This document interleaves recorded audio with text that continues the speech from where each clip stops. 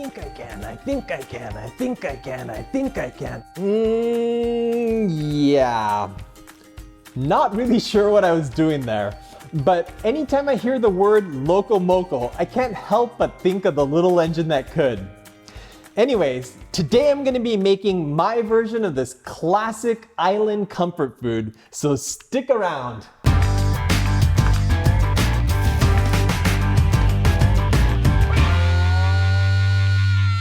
Welcome back to No Recipes. I'm Mark Matsumoto and I'm here to show you how to elevate your everyday meals, so be sure to hit that subscribe button so you don't miss out.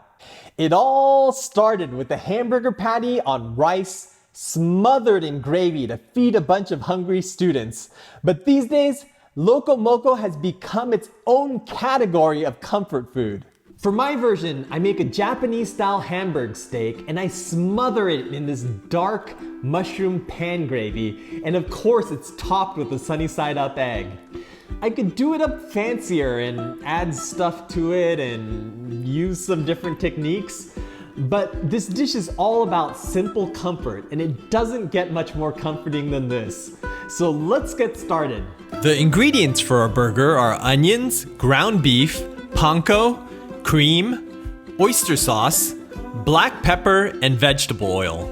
For the gravy, we're gonna use onions, mushrooms, beef stock, rum, soy sauce, potato starch, Worcestershire sauce, and cream. And of course, we can't forget the eggs. To prep the gravy, we're gonna combine the soy sauce, Worcestershire sauce, and potato starch with the beef stock and stir the mixture together. Gravies are usually thickened with the roux, but this method is easier, and I have a trick that I'll show you that makes it taste just as good as a proper gravy. I like adding mushrooms to my gravy for an extra boost in umami. And since we're gonna caramelize the heck out of them, I recommend slicing them pretty thick. The onions are gonna go in both the hamburger and the gravy, and you wanna dice them as small as possible so they brown quickly and evenly. I've got a tutorial showing you the best way to chop onions, so hit the link down in the description below to check that out. Now we're just gonna throw these in a bowl, cover it with a lid, and microwave them for 4 minutes at 800 watts. They should come out looking something like this, and they're gonna be scorching hot, so let them cool a bit before you use them. Okay, let's make the patties.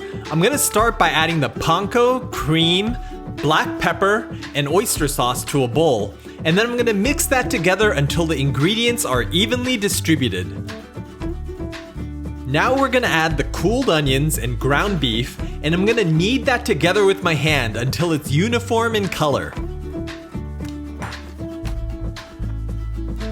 To shape the patties, I'm gonna start by dividing the meat mixture in half.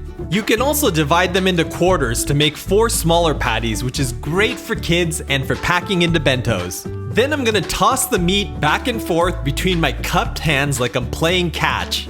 This gets rid of any air pockets in the meat and helps seal any crevices so the hamburger doesn't crack open when you fry it. Once your patty's about 3/4 of an inch thick, place it in a tray and make an indentation in the center of the patty. This prevents the center from puffing up when you fry it, which can make it tough to cook through evenly. Now I'm just gonna do the same with the other patty and we're good to go. I like to make my Loco Moco in one pan, so I'm gonna start by frying the eggs in vegetable oil. You wanna preheat the pan over medium-high heat so the eggs don't run all over the place when you break them into the pan. Once the eggs are in the pan, turn down the heat to low and let them fry slowly until the white is cooked through, but the yolk is still runny.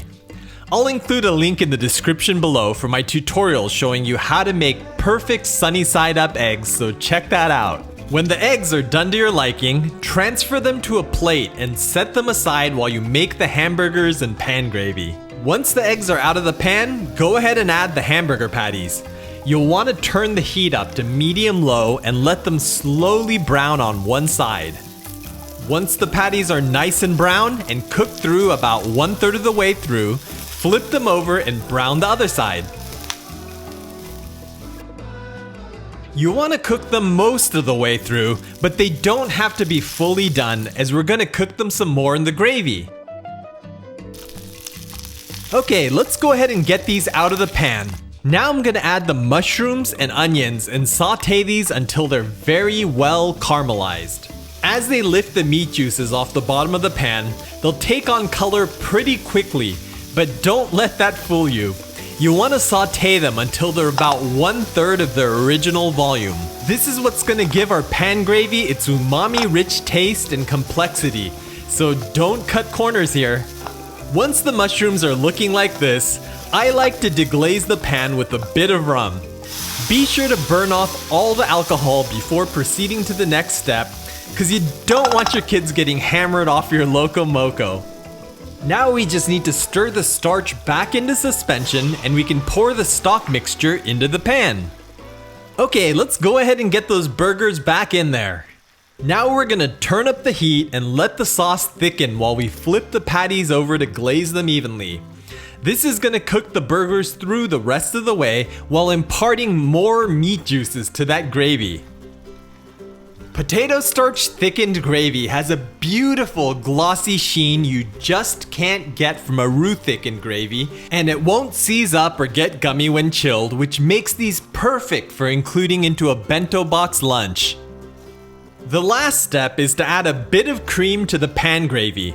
Since we didn't use the roux, the cream adds a bit of richness while bringing all the flavors together. Oh, these are looking amazing, am I right? I like serving my Loco Moco over a big bed of rice with loads of gravy drizzled all over it, and then I top the whole thing with a fried egg and some fried shallots.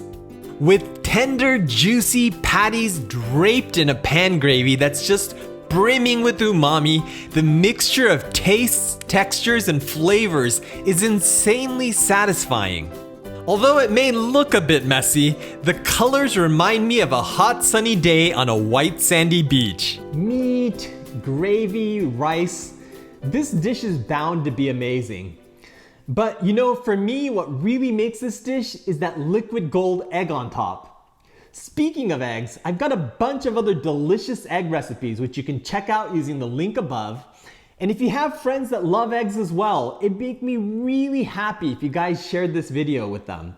All right, if you enjoyed this video, please give us a big thumbs up, smash that subscribe button, and be sure to ring that bell so you don't miss my next delicious episode.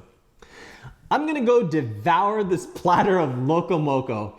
And then maybe I should go hit the gym afterwards. But I'll catch you in the next one. Check us out on Instagram at No Recipes. Welcome back to No Recipes. I'm Mark Matsumoto and I'm here to show you how to elevate. Today I'm going to be making my version of this island classic. Classic? Really? And I smother it in a delicious,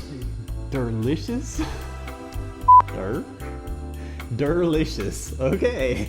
So smash that subscribe button. But I'll catch you. You. I knew I could.